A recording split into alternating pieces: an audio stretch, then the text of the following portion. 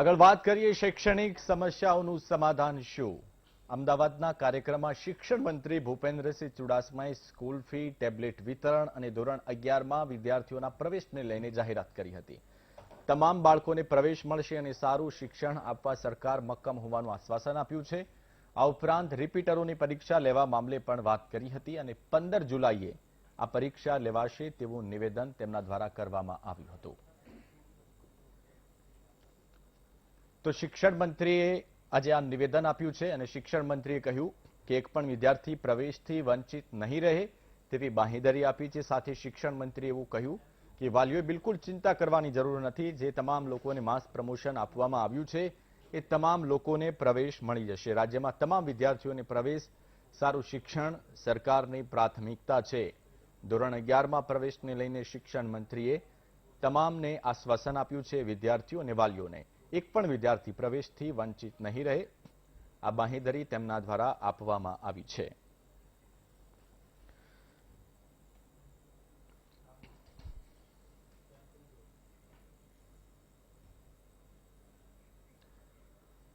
તો છેલ્લા ઘણા સમયથી શિક્ષણને લઈને એક પછી એક મુદ્દાઓ ઉછળતા રહે છે અને વારંવાર આ જ રીતે ડિબેટ કરવાની ફરજ પડે છે. અને ડિબેટ ત્યાં સુધી ચાલતી રહેવાની છે જ્યાં સુધી જે ખામીઓ છે એનું સમાધાન ન થાય, એનો કોઈ અમલ ન થાય. અને હંમેશા વીટીવીનો મિત્રો એવો પ્રયાસ રહે છે કે ચર્ચા માત્ર ચર્ચા ન રહેવી જોઈએ, પરંતુ એની નોંધ લેવાય અને એમાં કંઈક સમાધાન નીકળે. 3 મહાનુભાવો આજે મારી સાથે સ્ટુડિયોમાં જોડાયા છે. વિરેન્દ્ર રાવત છે, એજ્યુકેશનલિસ્ટ, KR પુટા સાહેબ છે, એક્સ ડીઓ છે, અને નરેશ શાહ છે, પ્રમુખ છે વાલી મંડળમાંથી. નરેશભાઈ, આપનાથી શરૂઆત કરીએ, કારણ કે આપ સતત શિક્ષણને લઈને લડત ચલાવો છો અને વાલી મંડળના પ્રમુખ છો. આજે શિક્ષણ મંત્રીએ જે નિવેદન આપ્યું છે કે ભાઈ વાલીઓએ અને વિદ્યાર્થીઓએ બિલકુલ ચિંતા કરવાની જરૂર નથી, જે લોકો માસ પ્રમોશન લઈને આવ્યા છે તમામને જગ્યા મળી જશે, શું કહેશો આપ? ચોક્કસ એઝ અ વાલી મંડળ તરીકે માન્ય શ્રી ભૂપેન્દ્રસિંહ ચુડાસમા સાહેબે શિક્ષણ મંત્રી તરીકે વાલીઓની ખૂબ જ કદર કરીને જ્યારે સેન્ટ્રલમાં નરેન્દ્ર મોદી સાહેબ જે વડાપ્રધાન શ્રી છે એ બી વચ્ચે રહીને જ્યારે માસ પ્રમોશન 10 અને 12માં બાળકોને સમગ્ર CBSE ને ICSE બોર્ડના જો વિદ્યાર્થીઓને કોરોના કાળમાં વિદ્યાર્થીઓને અને બાળકોને એટલે મતલબ બાળકો એટલે નાના થયા અને વિદ્યાર્થીઓ એટલે 1 થી 8 ધોરણથી ગાણીને આપણે 9, 10, 11 ને 12 પણ 10 અને 12ના વિદ્યાર્થીઓને માસ પ્રમોશન જે રીતે કોરોનાનો કાળ બાળકોને ભરખી ના જાય એટલું નાનામાં નાનું ધ્યાન રાખીને જ્યારે માસ પ્રમોશન આપ્યું, પછી સમગ્ર બોર્ડ જેટલા બી હોય એમાં ગુજરાત બોર્ડના બી મુખ્યમંત્રી શ્રી, શિક્ષણ મંત્રી શ્રી બી જે રીતે કોનેથી કામ લઈને માસ પ્રમોશન આપ્યું. અને અત્યારે શિક્ષણ મંત્રી ખુદ પોતે જિમ્મેદારી લઈને કહે છે કે એક પણ બાળક એડમિશનથી વંચિત નહીં રહે. આનાથી મોટી કોઈ વાત ના હોય. એટલે આપણો ગુજરાતનો બાળક ક્યાંય ને ક્યાંય શિક્ષણથી વંચિત નહીં રહે. તમામ બાળકને પોતાનું એજ્યુકેશન મળી રહેશે, એમનું એડમિશન થઈ રહેશે, એટલે ચિંતાની કોઈ વાત નથી. જ્યારે આટલી જવાબદારી ગવર્મેન્ટ લેતી હોય, સાથે સાથે કોઈ પણ સ્કૂલ 10માંથી 11માં જો એની સ્કૂલમાં બાળક ગયો હોય તો મહેરબાની કરીને 11માં અલગ સ્કૂલમાં નથી લેતા. ભલે બોર્ડ અલગ હોય પણ એની જોડે એડમિશન વગર જો એને એ 11માનું જો એડમિશન આપે તો હું માનું છું ત્યાં સુધી સરકારની એ પહેલ સાચી ઠેરશે. એટલે સ્કૂલનો બી મારે વિનંતી છે કે તમારી સ્કૂલનો બાળક જો 10મા ધોરણમાંથી 11માં આવ્યો હોય તો જરૂરથી તમારે 11માં એ બાળકને સમાવી લેવો જોઈએ. એવું એક વાલી મંડળ તરીકે આજે વીટીવીના માધ્યમથી એવું માની લઈએ કે શિક્ષણ મંત્રીએ જે નિવેદન આપ્યું છે એનાથી વાલી મંડળ સહમત છે? જે ચોક્કસ સહમત, એટલે હું એ રીતે સંમત થઉં છું કે શિક્ષણ મંત્રીએ જે રીતે આજે અમદાવાદમાં કીધું કોઈ પણ બાળક એડમિશનથી વંચિત નહીં રહે.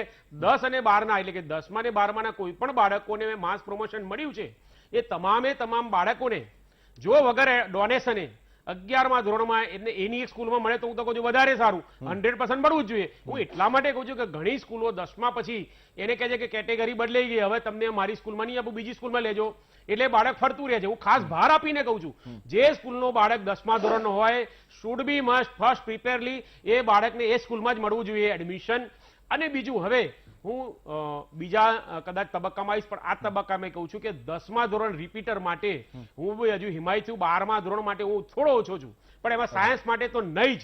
ચલો એના ઉપર આવીએ છીએ પણ શિક્ષણ મંત્રીએ જે નિવેદન આપ્યું છે, તો શિક્ષણ મંત્રી એટલે કોઈ પણ સરકાર હોય છે નિવેદન તો ઘણા બધા આપતી હોય છે, પરંતુ ક્યાંક એનો અમલ થાય છે, ક્યાંક નથી થતો, જયેશભાઈ- અને ગ્રાઉન્ડ લેવલે જે લોકોને તકલીફ પડે છે જયેશ- તો એનો વિરોધ કરવામાં આવશે એમ? જયેશભાઈ 100% એક પણ બાળક જો એડમિશન થી વંચિત રહેશે, હા. મુખ્યમંત્રીને 100%, શિક્ષણ મંત્રીને આપણે પકડીશું.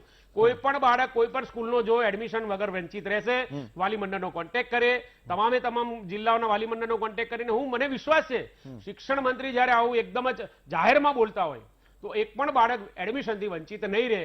100% સરકારનું મને વિશ્વાસ છે. કારણ કે એક વસ્તુ છે કે 2022માં ઇલેક્શન આવે છે ભાઈ, સરકારને બી ક્યાંક ને ક્યાંક પોતાનો પક્ષ રાખવાનો છે વિદ્યાર્થીઓ માટે. અરે આ વિદ્યાર્થીઓ કમ નથી. આજે તમે જુઓ તો 10 લાખ વિદ્યાર્થીઓ 10માના છે, 5 લાખ વિદ્યાર્થીઓ 12માના છે, અને એના મા બાપ ગણો તો 30 થી 40 લાખ વોટર્સો આજે ગુજરાતના નાના છે. એટલે એની ધ્યાન સરકારે રાખવું પડે. ઠીક છે, વિરેન્દ્ર રાવત સાહેબ પણ આપણી સાથે જોડાયા છે. રાવત સાહેબ, જે આશ્વાસન આપવામાં આવ્યું છે શિક્ષણ મંત્રી દ્વારા કે તમામ વિદ્યાર્થીઓને પ્રવેશ મળી જશે, તો આ વ્યવસ્થાને આપ કેવી રીતે જુઓ છો? इसमें सर प्रवेश मिलना अलग बात है और प्रवेश इच्छा के स्कूल में मिलना अलग बात है. बिल्कुल. हर एक बालक की इच्छा होती है कि उसको जो मनगमती स्कूल है, जो गुणवत्ता वाली स्कूल है, उसमें उसको एडमिशन मिले. इसकी खातरी न तो सरकार देती है, न कोई और संस्था दे सकती है.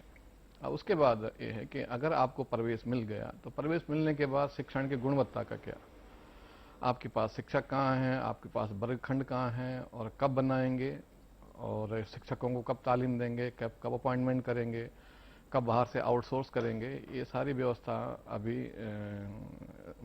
उसका कोई अभी जवाब नहीं है. हाँ, सरकार की इच्छा है, बहुत अच्छी बात है, हर एक सरकार की इच्छा होनी चाहिए, लेकिन इच्छा के साथ साथ उसके साथ जो संसाधन है उसकी भी तैयारी होनी चाहिए. तीसरा, स्कूलों में अभी जब स्कूल खुलेंगे तो स्कूल सेफ्टी, जब सुरक्षा एक सबसे बड़ा मुद्दा है, और जो किसी भी स्कूल को सुरक्षित बनाने के लिए सेफ्टी मेजर्स के लिए काफ़ी कुछ और इन्वेस्टमेंट चाहिए होगा, और वो इन्वेस्टमेंट स्कूलों को करना पड़ेगा. तो उसकी फीस बढ़ानी पड़ेगी.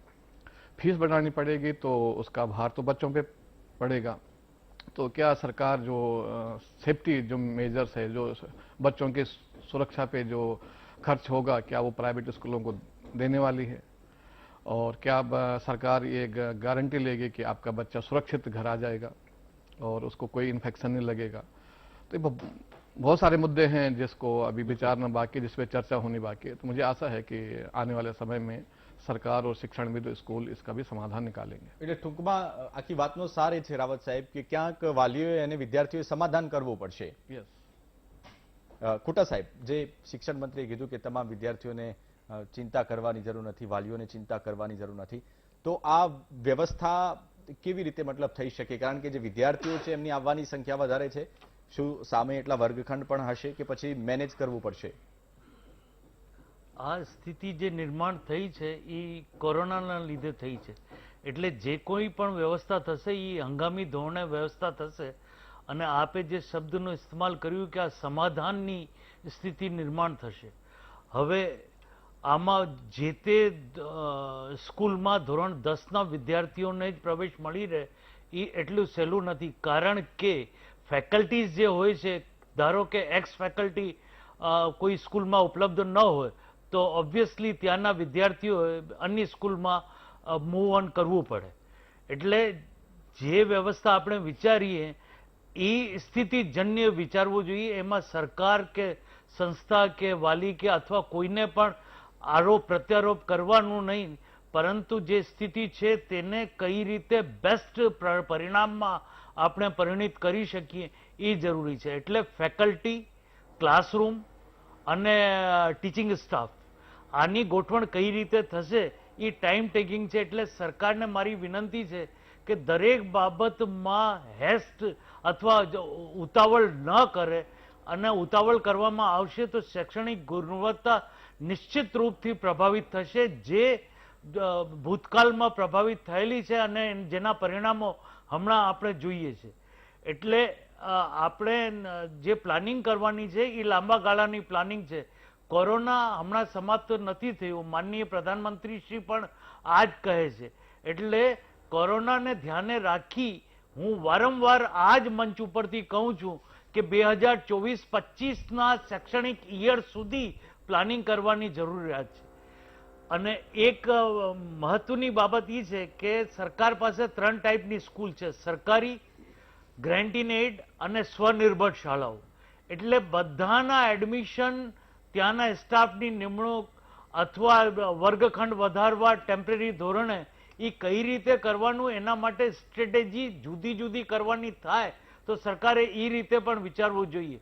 કારણ કે બધાના જે વ્યવસ્થાપન છે એ જુદી જુદી એજન્સીઓ પાસે છે. ગ્રાન્ટ ઇન એડમાં સરકારની ભૂમિકા હોય છે, સ્વનિર્ભરમાં સરકારની ભૂમિકા આટલી હોતી નથી. અને સરકારી તંત્રમાં જે ભૂમિકા છે એ સંપૂર્ણ હોય છે.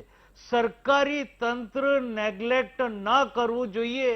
મેક્સિમમ વિદ્યાર્થી સંખ્યા ત્યાં મળી રહે એવા સરકારના પ્રયત્નો હોવા જોઈએ. બિલકુલ. અને પોટા સાહેબ, એક ખૂબ જ મહત્વની તમે વાત કરી કે સરકારે જે પણ વ્યવસ્થા કરે એ લાંબા ગાળાને ધ્યાનમાં રાખીને આ વ્યવસ્થા કરવી જોઈએ. તમામ મહાનુભાવો આપણી સાથે જોડાયેલા છે અને આગળ ફોનલાઈન પણ આપણે ખોલવાના છીએ, આપના પ્રશ્નોને પણ સાંભળવાના છીએ, પરંતુ રોકાઈએ એક નાનકડા બ્રેક માટે.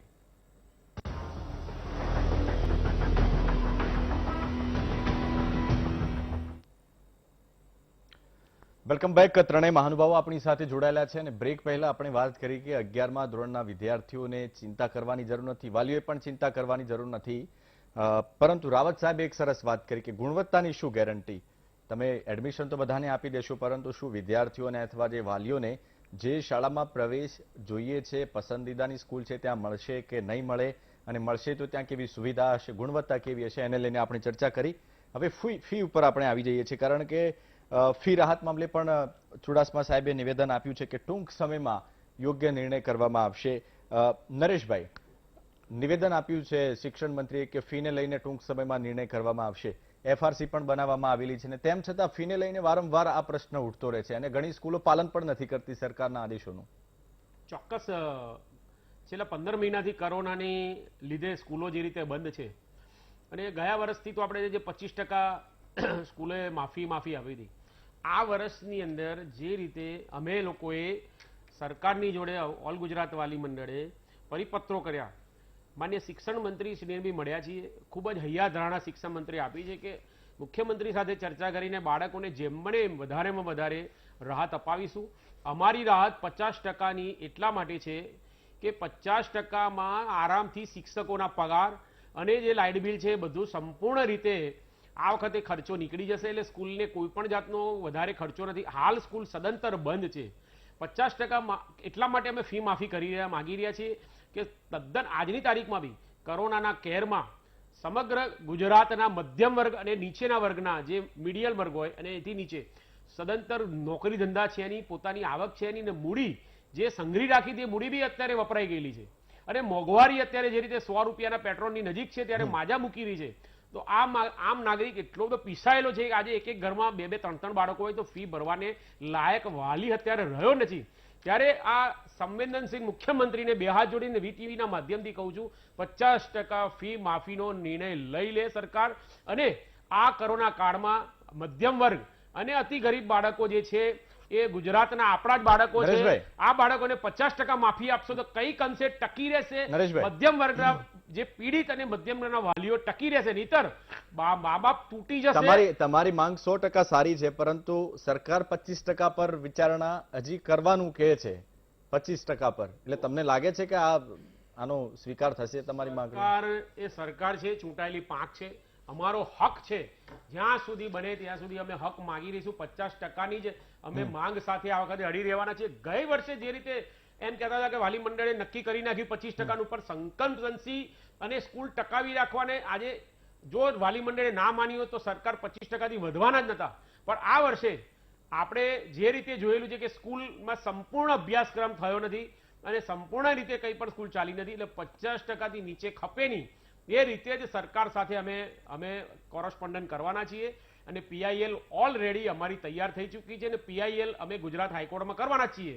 એટલે નામદાર હાઈકોર્ટની સાથે બી અમે ગુહાર કરીશું, સરકાર સાથે બી કરીશું. પહેલા સરકાર સાથે કોરસ્પોન્ડન્ટ અમારા થઈ ગયા છે છેલ્લા મહિનાથી, અને ગુજરાતના બાળકોને અત્યારે અતિશય પીડાતા બાળકોને, અતિશય પીડાતા વાલીઓને 50% ફી માફી 100% અમારું વાલી મંડળ અપાવશે. ચલો ઠીક છે. એક કોલર આપણી સાથે જોડાયા છે, અક્ષરભાઈ બોટાદથી જોડાયા છે.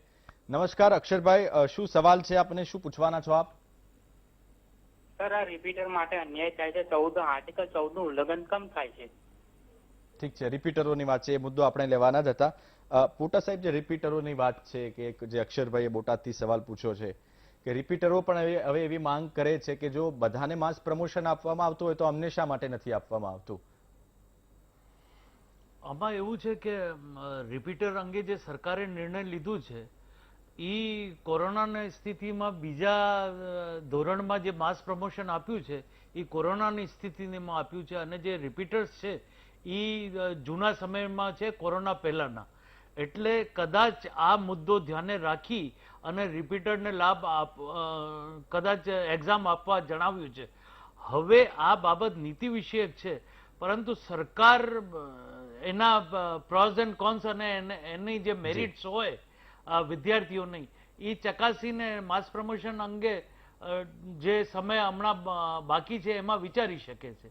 કારણ કે નીતિ વિષયક બાબત છે, એમાં સ્ટ્રેટ વે મારું અવલોકન કે એનાલિસિસ આપવા માંગતો નથી. બિલકુલ. જગદીશભાઈ જોડાયા છે મહેસાણાથી. જી જગદીશભાઈ, શું પ્રશ્ન છે આપને? હા સર, રિપીટરોનું કંઈક થોડું વિચારો ને. હા, એટલે એ અગાઉ જે કોલર જોડાયા હતા એમને પ્રશ્ન પૂછ્યો અને સાહેબે જવાબ પણ આપી દીધો. એટલે જે કોલર આપણી સાથે જોડાવાના હોય એ આપણે એવી આશા રાખીએ કે કોઈ નવો પ્રશ્ન કરે, કારણ કે એકનો એક પ્રશ્ન વારંવાર થશે તો પછી આપણો સમય પણ વ્યય થશે. રાવત સાહેબ, આપની પાસે હું આવું છું કે જે ગુણ हाँ तो हम फीस पे आता हूँ हाँ कि गुजरात सरकार ने फीस रेगुलेशन कमेटी बनाई. फीस रेगुलेशन कमेटी बनाई वो संचालकों के लिए बनाई. संचालकों को ने अपने सारे अकाउंट क्लियर कर दिए और जो फी रेगुलेशन कमेटी है वो आपके बैलेंस शीट के आधार पर फीस नक्की करती है. शिक्षण की गुणवत्ता या लर्निंग आउटकम के बेस पे फीस नक्की नहीं होती, तो उससे विद्यार्थियों को या बालियों को कोई फायदा हुआ नहीं है. अभी दूसरी बात यह है कि अल्टीमेटली विद्यार्थियों को गुणवत्ता वाला शिक्षण चाहिए, गुणवत्ता युक्त शिक्षण चाहिए, तो हमारे पास उसकी क्या कोई नीति है? नहीं है. तीसरा कि फी रेगुलेशन कमेटी के बाद शिक्षण को गुजरात में कोई फायदा नहीं हुआ. न तो इन्वेस्टमेंट नया आया है, न बालियों को फायदा हुआ है, न विद्यार्थियों की इस गुणवत्ता में बधारा हुआ है, तो कोई भी फायदा नहीं हुआ. तो मुझे लगता है कि फी रेगुलेशन कमेटी को बगैर स्कूलों के ऑडिट किए बगैर फीस नक्की नहीं करनी चाहिए. और अगर आप स्कूल खोलने जा रहे हैं तो स्कूल को भी जब तक आप उसका सेफ्टी ऑडिट नहीं करो तब तक स्कूल खोलने की मंजूरी नहीं देनी चाहिए. तो ये दो तीन मुद्दे हैं कि सेफ्टी इज मोस्ट इंपॉर्टेंट. जहां तक रिपीटर का सवाल है तो रिपीटर को क्या कोविड नहीं होगा? रिपीटर भी बालक ही है. तो जब कोविड के आधार पर निर्णय लिया गया है तो सब पे अप्लाई होता है. अभी तीसरी बात यह है कि रिपीटर जब आएंगे तो एक बहुत सारा मतलब विद्यार्थियों की संख्या 11th में आ जाएगी और उसके लिए हमारे पास या सरकार के पास या प्राइवेट स्कूलों के पास कोई भी नीति नहीं है. उसके कारण क्या होगा कि प्राइवेट स्कूल वालों को डोनेशन लेने का मौका मिल जाएगा. तो क्या हम लोग डोनेशन पे प्रतिबंध लगा सकते हैं? अगर वो हो जाएगा तो मुझे लगता है कि कम से कम जो बालियों के साथ न्याय होगा, ऐसा मेरा मानना. બિલકુલ. રાવત સાહેબ, ખૂબ જ મહત્વની વાત આપે કરી, કારણ કે જે નીતિ છે એના ઉપર સરકારે વિચારવાની જરૂર છે, જે ખામીઓ છે એને દૂર કરવાની જરૂર છે. આગળ પણ આપણે ચર્ચા ચાલુ રાખીએ છીએ. રોકાઈએ એક નાનકડા બ્રેક માટે.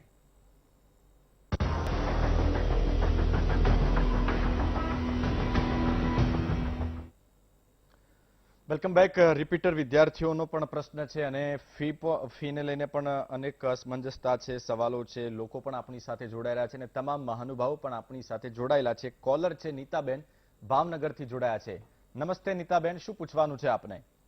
સર, મારે એટલો જ પ્રશ્ન છે કે ભાઈ આજે મેં હમણાં ચાલુ જ છે, મારે બી શો ચાલુ હતો, મેં જોયું કે રિપીટરનો જયારે પ્રશ્ન આવે છે ત્યારે કહી દે છે કે ભાઈ રિપીટર છે એટલે આનો પ્રશ્ન પછી કે બધા રિપીટર નું જ પૂછે છે. પણ આવું થયું કે રિપીટર ની કઈ વેલ્યુ જ ના રહી અત્યારે. એટલે એવું પછીનું એવું નથી બેન, કદાચ આપને સમજવામાં ગેરસમજ થઈ હશે, કારણ કે જે આગળ જે કોલર જોડાયા હતા એમને જે પ્રશ્ન પૂછ્યો એ સેમ પ્રશ્ન એમને બીજા કોલરે પૂછ્યો હતો, એટલા માટે મેં એવું કીધું હતું. પણ કઈ વાંધો નહીં, આપને કઈ પૂછવું હોય તો આપ પૂછી લો. હા સર, હવે જે રીતે માસ પ્રમોશન રેગ્યુલર ને અપાયું તો આ રિપીટરોને શું કામ નથી અપાતું? નરેશભાઈ જવાબ આપશે. ચોક્કસ બેન, આજનું આ ડિબેટ વીટીવી વિદ્યાર્થીઓ માટે, વાલીઓ માટે જ હોય છે. એટલે ક્રમશઃ પહેલો મુદ્દો, બીજો મુદ્દો, ત્રીજો મુદ્દો હવે અમારી સાથે આ રિપીટરનો આવેલો છે. બેન, 100% વીટી એટલા માટે તો ડિબેટ કરતા હોય છે વાલી મંડળ તરીકે. આપને એક જ વસ્તુ કહેવાની મારે રહે છે બેન, કે અમે લોકો ઓલ ગુજરાત વાલી મંડળ તરીકે રિપીટર બાળકો માટે ગત શુક્રવારે આપણે પીઆઈએલ હાઈકોર્ટમાં કરેલી છે. કાલે આપણી હિયરિંગ છે અને રિપીટર વિદ્યાર્થીઓ માટે મારે એક જ વસ્તુ સરકારને કહેવી છે કે રિપીટર વિદ્યાર્થીઓ આપણા જ છે. 9મા ધોરણમાં સદંતર આખું વર્ષ ભણીને એ રિપીટર વિદ્યાર્થીઓ એક્ઝામ આપેલી છે. 10મા ધોરણમાં સદંતર આખું વર્ષ ભણીને 10મા બોર્ડની બી એક્ઝામ આ રિપીટર વિદ્યાર્થીઓ આપેલી છે. અને 10મા ધોરણમાં 1 કે 2 વિષયમાં અથવા તો 1 અથવા 2 માર્ક્સમાં ઘણા વિદ્યાર્થીઓ ફેલ થયેલા છે. ઘણા વિદ્યાર્થીઓને અમારી પાસે ફોન આવે છે. અને આ વિદ્યાર્થીઓને જો રેગ્યુલર વિદ્યાર્થીઓ એક જ વર્ષ માટે જો એ 10મામાં આવ્યા હોય ને એમને પાસ કર્યા હોય, 100% રિપીટર વિદ્યાર્થીઓ માટે અમારી હમદર્દી છે. જો રેગ્યુલર ટાઈમ હોત તો અમે ના માગત, પણ કોરોનાના ટાઈમમાં જ્યારે ભારત સરકારે બધા જ વિદ્યાર્થીઓને સમકક્ષ અને ઇક્વિલિટીમાં જોયેલા છે, તો હું બી 2 હાથ જોડીને માન્ય મુખ્યમંત્રી શિક્ષણ મંત્રીને કહું છું, રિપીટર વિદ્યાર્થીઓને તમારે 100% માસ પ્રમોશન 10મા ધોરણ માટે આપવું જોઈએ. 12મા ધોરણના કોમર્સના બી બાળકોને આપવું જોઈએ. ક્રમશઃ કંઈક અંશે 12મા ધોરણના સાયન્સ માટે એક મીટિંગ બોલાવીને એમાં વાલી મંડળની અને શિક્ષકોની સ્કૂલોની કંઈક મીટિંગ બોલાવીને એમાં રાહ લેવી જોઈએ, ચોક્કસ સલાહ લેવી જોઈએ. પણ 10મા ધોરણના બાળકના રિપીટરમાં જે હજુ બી ઓલ ગુજરાત વાલી મંડળ તરીકે બાળકને માસ પ્રમોશન આવવું જોઈએ. અને બીજું એક કે સરકારને લગતું હોય કે 3 લાખ બાળકો ક્યાં બેસાડીશું, હું 100% માનું છું કે કંઈક રસ્તો નીકળશે. તમે બાળકને જે રીતે કહેશો એ રીતે બાળક તૈયાર છે. તમે એમ કહેતા હોય કે બાળકને તમે આઈટીઆઈમાં જાઓ, જશે. તમે એમ કહેતા હોય કે એનઆઈયુએસમાં ડાયરેક્ટ 12માની એક્ઝામ આપશો તો આપશે. બાળક નરેશભાઈ, તમે રજૂઆત કરી છે ખરી નરેશભાઈ, રિપીટર વિદ્યાર્થીઓને લઈને તમે રજૂઆત કરી છે ખરી શિક્ષણ મંત્રીને કે કોઈને? કોર્ટમાં જતા પહેલા માન્ય મુખ્યમંત્રી શિક્ષણ મંત્રીને પ્રેઝન્ટેશન કરવાનું હોય છે, તે પછી જ પીઆઈએ કોર્ટમાં ગ્રાહ્ય રહે છે. છેલ્લા 3 મહિનાથી અમારું ઓલ ગુજરાત વાલી મંડળ સરકારની જોડે મુખ્યમંત્રીને રૂબરૂ મળેલું છે, શિક્ષણ મંત્રીને મળ્યા છીએ અને પ્રેઝન્ટેશન અમારું કરેલું છે. ગુજરાતમાં બધા જ વાલી મંડળો સાથે રિપીટરની સહીઓ સાથે, એસએમએસો સાથે, ઈમેલ સાથે બધા જ સરકારને માન્ય વડાપ્રધાનશ્રીને, મુખ્યમંત્રીશ્રીને બધા જ વાલીઓએ પ્રેઝન્ટેશન કરેલું છે. અને હું માનું છું કે કંઈક ને કંઈક સારો રસ્તો 100% હાઈકોર્ટમાં સરકાર અને હાઈકોર્ટ સાથે રહી વાલી મંડળની સાથે હાઈકોર્ટમાં કઈ નિર્ણય આવશે એવું મને 100% વિશ્વાસ છે. ઠીક છે, એક કોલર જોડાયા છે રમેશભાઈ આપણી સાથે. નમસ્કાર રમેશભાઈ, શું પ્રશ્ન પૂછવાનો છો? નમસ્કાર, મારો પ્રશ્ન એવો છે જી કે હમણાં ભરતી જે શિક્ષણ થઈ રહી છે બરાબર છે. રમેશભાઈ સાહેબ, આપ થોડું જોરથી બોલશો, આપનો અવાજ ઓછો આવી રહ્યો છે. હેલો, હા હવે બોલો આપ. હું એમ કહું છું કે હમણાં શિક્ષકોની ભરતી થઈ રહી છે બરાબર છે, જી પણ એના અગાઉ જે ગ્રાન્ટેડ સ્કૂલો ખરી ને એ 2011 પછી કોઈ ભરતી જ નહોતી. હવે એમાં શું થયું કે માનદ સેવા આપનારા શિક્ષકો પણ છે અને તે પછી પેલી પ્રવાસી શિક્ષકોની નિમણૂકો થઈ. હવે એમાં ઘણા શિક્ષકો એવા છે કે જેમની ઉંમર પૂરી થઈ જાય છે, તો આવા શિક્ષકો માટે શું કરવાનું? હા બિલકુલ સાચી વાત છે આપની. પોટા સાહેબ, આ પાછો એક નવો પ્રશ્ન આવ્યો કે શિક્ષકોની ઘટ છે, ઘણા બધા રિટાયર થાય છે, તો એને લઈને હવે શું વ્યવસ્થા હોવી જોઈએ? એટલે હમણાં સેકન્ડરી અને હાયર સેકન્ડરીની એપોઇન્ટમેન્ટ તો આવી હતી. એમાં શું છે કે જે પ્રવાસી શિક્ષક કે કોઈ બીજા માનદ વેતન ઉપર હોય છે, એ લોકો કોમ્પીટ કરી શકતા ન હોય અથવા કરતા હોય તો એમના મેરિટમાં ન આવતા હોય. એટલે જ્યારે એ લોકો કન્ટિન્યુડ થતા હોય તો એમને એબ્ઝોર્પ્શનની વાત છે કે એમને સમાવી લેવા જોઈએ. આવી બાબત એમની આ સજ્જનની લાગે છે. અને આ તો નીતિ વિષયક બાબત બની જાય છે. એટલે એમને જે કઈ રજૂઆત હોય એ સરકારશ્રીમાં કમિશ્નર સ્કूल्स मार्फत करवी જોઈએ. ठीक है, हाँ रावत साहब. एक तो सरकारी स्कूलों में शिक्षकों की बहुत कमी है और उसको दूर करने के लिए आउटसोर्सिंग टेम्पररी 2 साल के लिए करना चाहिए ताकि हर एक स्कूल में योग्य शिक्षक बालकों को मिल जाए. तीसरा, जहाँ तक नीति का सवाल है, मैं प्राइवेट स्कूलों के बारे में बोलता हूँ कि जिस विद्यार्थी से आप 2 साल से ऑनलाइन शिक्षण की जो है पूरी फीस ले रहे हैं और उस विद्यार्थी से हम लोग ये मानते हैं कि वो नैतिकता का समाज बनाए, तो ये हमारी कमी है. ये हमको नहीं सोचना चाहिए. मेरा मानना है कि अगर विद्यार्थी ने किसी सुविधा का उपयोग नहीं किया है तो उससे उसका फीस नहीं लेना चाहिए. हाँ, अगर किया है तो उससे जरूर लेना चाहिए, क्योंकि सरकार और शिक्षक कभी विद्यार्थी के साथ भेदभाव नहीं कर सकता. चाहे वो रिपीटर हो, चाहे वो रिपीटर तो ज्यादा प्रिय होता है, वो तो सरकार के लिए भी ज्यादा प्रिय होता है और शिक्षक के लिए भी, क्योंकि वो दोबारा अटेम्प्ट कर रहा है। हमें बच्चों को धन्यवाद देना चाहिए, एक बार फेल होने के बाद दोबारा अटेम्प्ट कर रहा है, तो उनको प्रोत्साहन देना चाहिए कि वो जीवन में आगे बढ़े। और उनके बारे में असमंजस में रहना, उनको डिमोरलाइज करना, ये मुझे लगता है कि ये सरकार का काम तो नहीं होना चाहिए। सरकार के लिए सारे विद्यार्थी एक समान और समभाव होना चाहिए, और शिक्षकों के लिए, स्कूलों के लिए भी ऐसा ही होता है। બિલકુલ બિલકુલ ખૂબ જ સાચી વાત કરી, કારણ કે નરેશભાઈ જે રિપીટર જે વિદ્યાર્થીઓ છે ને એમને ક્યાંક એવું લાગે છે કે અમને અમારી સાથે થોડું ભેદભાવ જેવું રાખવામાં આવે છે. ચોક્કસ જયેશભાઈ, પણ રિપીટર વિદ્યાર્થીઓ ન્યાય માગે છે, કારણ કે તમે રેગ્યુલર વિદ્યાર્થીઓ એક જ વર્ષ ભણેલા છે, 9માં માસ પ્રમોશન મળ્યું છે, તો એ રીતે રિપીટર વિદ્યાર્થીઓ બી 2 વર્ષથી રાહ જોઈ અને પોતે એક્ઝામ 9 10માં આપેલી છે, 10મા બોર્ડની બી એક્ઝામ આપેલી છે. 3 લાખ બાળકો માટે આજે જો ખરેખર આપણે નિર્ણય ના લઈ શકતા યા કોરોના કાળમાં, બાકી આટલા વર્ષોથી કોઈ રિપીટર વિદ્યાર્થીઓ માંગ કરી નથી, એટલે 3 લાખ બાળકો બી હું તો સમય જશે. અને બીજું કે જેમ ફીની વાત કરી રાવત સાહેબે, ખરેખર એમણે સારી કરી શિક્ષણવિદ તરીકે. હજુ આપણી જોડે એફઆરસીમાં આ વર્ષની એટલે 21-22ની કોઈ પણ 4 ઝોનમાં ફી રિવિઝન થઈ જ નથી, ફી મંજૂર થઈ જ નથી.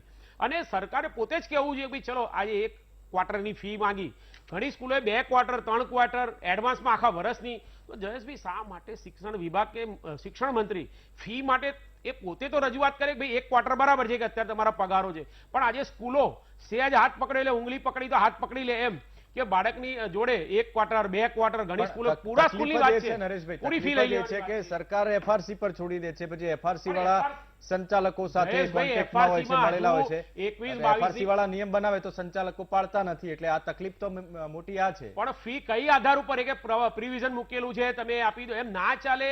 પહેલા ક્વાર્ટરની ફી ચલો આપણે કીધું ભાઈ તમે કોઈ વાંધો નથી, પણ પહેલા ક્વાર્ટરની આપ્યા પછી બીજું ક્વાર્ટર અને આખા વર્ષની, એટલે ક્યાંક ને ક્યાંક મને એમ લાગે છે કે પ્રાઇવેટ સ્કૂલો કદાચ સરકાર ઉપર હાવી થઈ ગઈ એવું મને લાગે છે. 1 ક્વાર્ટરની તો વાલીઓ ચલો માની ગયા ને આપણે બી એનો વિરોધ ના કરી કે 1 ક્વાર્ટરમાં કદાચ પગારો કરવાના છે.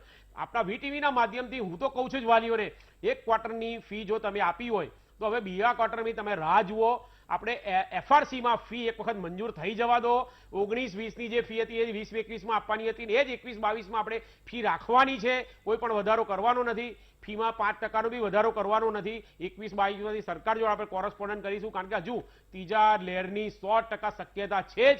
અને ભારતમાં ફરીથી કોરોના, આજે એક જગ્યાએ મેં સાંભળ્યું કે 24,000 કેસ આવેલા છે, એટલે કોરોના 100% અત્યારે જાગૃત જ છે, અને આપણે એ રીતે ડર રાખવાનો છે અને હજુ બી ફ્રીક્વન્સી રાખવાની છે. એ રીતે સરકારને બી 2 હાથ જોડીને વિનંતી છે કે આ કપરા સમયમાં બાળકની વહારે આવીએ અને 10મા ધોરણના રિપીટરને પાસ કરીએ, ફીમાં 50% માફી અપાઈએ અને સંપૂર્ણ શિક્ષણને જે રીતે આપણે ગુજરાતમાં લઈ જવું છે, 100% સરકાર આપણી મદદે આવશે. બિલકુલ. એક કોલર જોડાયા છે, ગંભીરભાઈ જોડાયા છે મારી સાથે અમદાવાદથી. હા જી ગંભીરભાઈ, શું સવાલ છે આપનો? ગંભીરભાઈ, મારો અવાજ આપના સુધી આવી રહ્યો છે?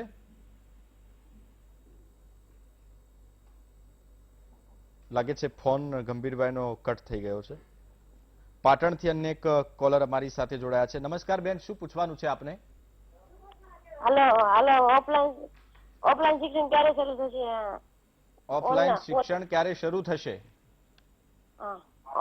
ઓનલાઈન શિક્ષણમાં જે મોટા વિષયો છે, ગણિત, વિજ્ઞાન જેવા વિષયોમાં બહુ તકલીફ પડે છે. પણ ઠીક છે, એક સારો એવો સવાલ પૂછો છે, કારણ કે ઓનલાઈન શિક્ષણમાં પણ ઘણી બધી તકલીફો પડી રહી છે વિદ્યાર્થીઓને.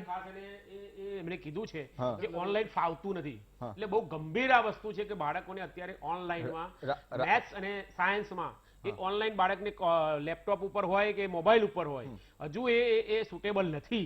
रावत साहब आनो जवाब आपसे. एक्चुअली सर, हमारे जितने भी शिक्षक हैं किसी ने भी ऑनलाइन टीचिंग की ट्रेनिंग नहीं ली है.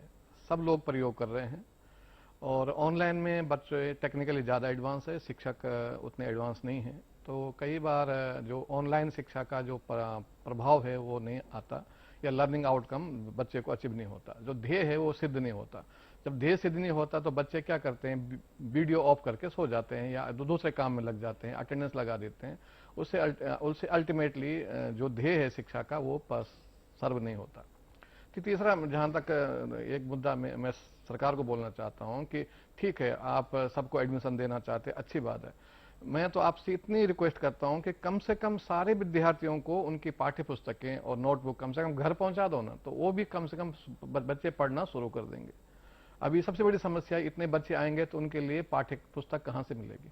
क्या बोर्ड ने जो प्रिंटिंग वाली एजेंसी उन्होंने ज़्यादा छापी है, अगर कम मिलेगी तो उसका क्या समाधान है, क्या वो भी हम लोग ऑनलाइन देंगे? तो कम से कम हमको अब पाठ्यक्रम की जो पुस्तकें हैं, नोटबुक है, अगर सरकार पहुंचा दिया, स्कूल में पहुंचा दे, वो इतना तो कर ही सकते हैं, इतना करना ही चाहिए। और जहां तक रिपीटर का सवाल है, उनके साथ भी वही व्यवहार होना चाहिए जो सामान्य बच्चों के साथ हो रहा है। वो सबसे प्रिय है कि हमको उन्हें धन्यवाद देना चाहिए कि वो दोबारा प्रयत्न कर रहे हैं, उनको प्रोत्साहित करना चाहिए। બિલકુલ મોટા સાહેબ, જે કોલરે બહુ સારો સવાલ પૂછ્યો છે કે ઓનલાઈન શિક્ષણમાં તકલીફ પડી રહી છે, ને સાહેબે પણ બહુ સારી વાત કરી કે ઘણા વિદ્યાર્થીઓ એવા છે કે ક્યારેક ઇન્ટરનેટનો પ્રોબ્લેમ આવતો હોય છે, ક્યારેક શિક્ષક શું બોલતા હોય છે સંભળાય ન સંભળાય, ઘણા અટેન્ડન્ટ લગાવીને પછી લેફ્ટ થઈ જતા હોય છે આમાંથી। આમાં ઓનલાઈનમાં જે મેઇન પ્રોબ્લેમ છે, મિસ્ટર રાવતે કીધું કે ટ્રેનિંગનો અભાવ, એટલે ટીચર્સ પર એક્વેન્ટ નથી, એ લોકોને તાલીમ મળેલી નથી, અને વિદ્યાર્થી પણ એક્વેન્ટ નથી। વિદ્યાર્થી એટલે આ લોકો મોબાઈલ યુઝ કરી શકે છે અથવા કમ્પ્યુટર ઉપયોગ કરી શકે છે, પણ જ્યાં સુધી ઓનલાઈન ક્લાસીસનો સવાલ છે એ લોકોએ રૂટીનમાં કોઈ દિવસ લીધી નથી। અને નંબર 2 કે ઓનલાઈન એજ્યુકેશન અને ઓફલાઈન એમાં સમજાવવા માટે તમારે જુદા જુદા પેરામીટર્સ લેવા પડે, એટલે ઓનલાઈન શિક્ષણનું જે અભ્યાસક્રમ હોય એને જુદી રીતે ઢાલવાનું રહે અને એ પ્રમાણે ટીચર્સને ટ્રેનિંગ આપવામાં આવે તો જ તમારું ઓનલાઈન શિક્ષણમાં તમને મેક્સિમમ અચીવમેન્ટ મળી શકે, નહીં તો આ પ્રોબ્લેમ જે છે એ રહેવાનું। કનેક્ટિવિટી, ઇન્ટરેસ્ટ અને આના કારણે જે સાઈડ ઇફેક્ટ થાય છે ઇન્ટરનેટના અને ઓનલાઈન શિક્ષણમાં, એ એની જગ્યાએ છે। એટલે આ ઓનલાઈન જે છે એ મલ્ટિપલ ફાયદા અને મલ્ટિપલ નુકસાન એ બંનેનું કોમ્બિનેશન છે, એટલે આનું અભ્યાસ થવું જોઈએ। હું વારંવાર આ મંચથી કહું છું કે શિક્ષણ ક્ષેત્ર પ્રયોગનો ક્ષેત્ર નથી, આમાં વારંવાર અભ્યાસ, એનાલિસિસ અને રિસર્ચ થવું જોઈએ। જે ઇન્સ્ટિટ્યુશન્સ એજ્યુકેશન ડિપાર્ટમેન્ટ હસ્તક છે એ મહેરબાની કરીને એના હ્યુમન રિસોર્સેસ વાપરે અથવા હ્યુમન રિસોર્સેસનો જ ઉપયોગ કરે, બીજી એજન્સી ઉપર દારોમદાર અથવા ભરોસો ન રાખે, કારણ કે જે ટેલેન્ટ અને જે સહયોગ મળી શકશે એ પોતાના જ એચઆરથી મળી શકશે। એટલે એક્સપેરિમેન્ટ શિક્ષણ ક્ષેત્રમાં એક્સપેરિમેન્ટ ન થવું જોઈએ એવું આપણે કહી શકીએ। એક કોલર આપણી સાથે જોડાયા છે, વિશાલભાઈ વડોદરાથી જોડાયા છે। નમસ્તે વિશાલભાઈ, શું સવાલ છે આપને? નમસ્તે સર। જી। હવે મારો પ્રશ્ન એ છે કે મારું બાળક સ્પેશિયલ ડિસીઝમાં આવે છે જે મેન્ટલી ઇફેક્ટેબલ કહેવાય। જી। હવે એ 10માની પરીક્ષામાં ફેલ થયો છે ગયા વર્ષે, જે રિપીટરમાં ગણી શકાય, તો એ શું પાસ થશે આ વખતે? આ જો સરકાર કહે કે નહીં પાસ કરવામાં આવે તો એ પાસ થાય? બધા જ વિષયમાં નપાસ છે। ઠીક છે रावत साहब, आवा जो केसेस हुए स्पेशल स्टूडेंट के अलग परीक्षा पद्धति होती है और उनकी पद्धति अलग होती है, तो मुझे आशा है कि अगर सरकार वो पद्धति अपनाएगी तो बालक पास भी हो जाएगा और बालक आगे बढ़ेगा। સ્પેશિયલી આવા કેસમાં રાવત સાહેબ સરકાર જો ધ્યાન આપે અને સ્પેશિયલી આવા વિદ્યાર્થીઓ માટે એમની બહુ વ્યાજબી માગણી છે। નરેશભાઈ, આવા વિદ્યાર્થીઓને પણ ધ્યાનમાં લેજો તમે। ઇન્ક્લુઝન का मतलब वही होता है। બહુ જ ગંભીર પ્રશ્ન છે આ, અને હું વાલીને 100% હું આશ્વાસન આપું છું કે 100% આ તમારી વાત ભૂપેન્દ્રસિંહ ચુડાસમાજીને અમારા ઓલ ગુજરાત વાલી મંડળના લેટર પેડ પર આજે ને આજે લખી અને તમારા જેવા અસંખ્ય વાલીઓ હશે કે જે આ વસ્તુથી સફર કરતા હશે, 100% સરકાર 100% ધ્યાન આપશે। અને બીજું એક આપણા વીટીવીના માધ્યમથી ખૂબ જ ગંભીર મુખ્યમંત્રીશ્રીને વાલી મંડળ તરીકે રજૂઆત છે। 2022નું વર્ષ ગુજરાતમાં શિક્ષણનું વર્ષ જાહેર કરવામાં આવે। ઓલ ગુજરાત વાલી મંડળ તરીકે હું ફરીથી કહું છું કે વીટીવીના માધ્યમથી 2022નું વર્ષ માનનીય મુખ્યમંત્રી શ્રી શિક્ષણનું વર્ષ જાહેર કરશે તો હું માનું છું જ્યાં સુધી સમગ્ર ભારતમાં એક ગુજરાત રાજ્ય એવું હશે કે જે શિક્ષણનું વર્ષ ગણાશે અને એ શિક્ષણમાં ઉચ્ચ અભ્યાસ કરાવીને બાળકોને એક અગ્રિમતા પૂરા ભારતમાં એક નમૂના રૂપે આપણે ગુજરાતને દેખાડવું છે। તો વાલી મંડળ તરીકે ફરીથી મારે મુખ્યમંત્રીને આ એક મારી રજૂઆત છે વીટીવીના માધ્યમથી। નરેશભાઈ જોડાયા છે અબડાસાથી ફોન લાઈન પર। જી नरेशभाई। हाँ जी सर, नमस्कार। नमस्कार नमस्कार। सर मैं ये पूछ रहा हूँ कि जो रिपीटर का एग्जाम होगा तो गवर्नमेंट ने पहले 30% सिलेबस रिड्यूस किया था जी, और अभी हमने स्कूल में पता किया वो बोल रहे हैं कि 100% आएगा। तो हम ये पूछना चाहते हैं कि वो 70% सिलेबस आएगा या 100% सिलेबस आएगा रिपीटर के लिए?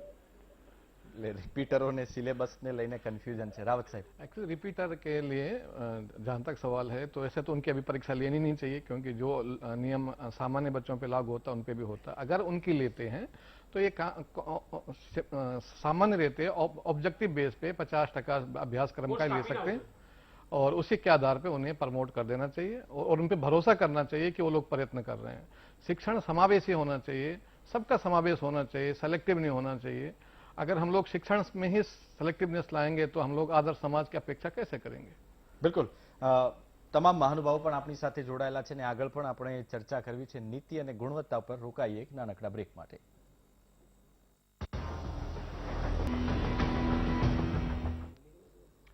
Welcome back. તમામ મહાનુભાવો આપણી સાથે જોડાયેલા છે। પોટા સાહેબ, હું આપની પાસે આવું છું। એફઆરસી બનાવવામાં આવી કારણ કે દર વર્ષે ફીને લઈને ઇસ્યુ થતા હતા અને એફઆરસી બન્યા પછી પણ એ પ્રશ્નો તો ઊભા થાય જ છે। હવે આમાં વાત એવી છે કે એફઆરસી નું લિમિટેડ જ્યુરિડિક્શન છે। એમની પાસે જે પ્રપોઝલ આવે એમાં જે માહિતી આપવામાં આવતી હોય એના આધારે એ લોકો ફી નિર્ધારિત કરે છે। અમુક ક્રાઇટેરિયા હોય છે, એ ધ્યાને લઈને ફી નિર્ધારણ કરતા હોય। હવે ફી નિર્ધારણ કરીને જે ઓર્ડર પાસ કરતા હોય એ સ્કૂલે અને ડીઓ કચેરી અને એફઆરસીએ વેબસાઇટ ઉપર મૂકવાનું હોય છે। અનફોર્ચ્યુનેટલી આનું પાલન થતું નથી, એટલે જે માહિતી વાલી સુધી પહોંચવી જોઈએ એ પહોંચતી નથી।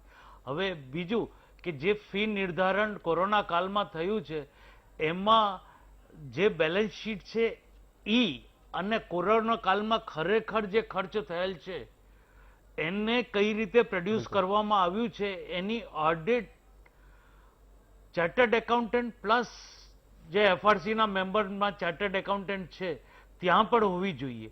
હવે એફઆરસીમાં શું છે કે ઇન્કમ એન્ડ 21 આઇટમ્સ છે અને એક્સપેન્ડિચર એન્ડ 16 આઇટમ છે અને 21 એન્ડમાં પણ જે ઇન્કમ આઇટમ છે એ 10 આઇટમ એવી છે કે જ્યાં ઇન્કમ જનરેટ થાય છે અને જે સંસ્થા ઇન્કમ જનરેટ કરવા માટે એને બેલેન્સ શીટનો ભાગ બનાવી શકે નહીં। એટલે જે રજૂઆત થાય છે અથવા જે ઇન્કમ પ્લસ એક્સપેન્ડિચરની એ મેઇનલી એમાં સાચી હકીકત કે પિક્ચર જાણવા મળતું નથી। અને કોરોના કાળમાં જ્યારે એક્સપેન્ડિચર કટેલ થઈ ગયા હોય તો એ આર્થિક સર્વે અથવા આર્થિક એનાલિસિસ કરવાની જરૂર હતી એફઆરસી લેવલ ઉપર। એ એફઆરસી લેવલ ઉપર હમણાં સુધી થઈ નથી, કારણ કે કોરોના કાળ પછી જે પ્રપોઝલ્સ સબમિટ થશે એના ઉપર નિર્ણય હવે લેવામાં આવશે। એટલે ટૂંકમાં વાત એવી છે કે જે એફઆરસી જે રીતે પ્રોપર વર્ક કરવી જોઈએ એ રીતે થતી નથી।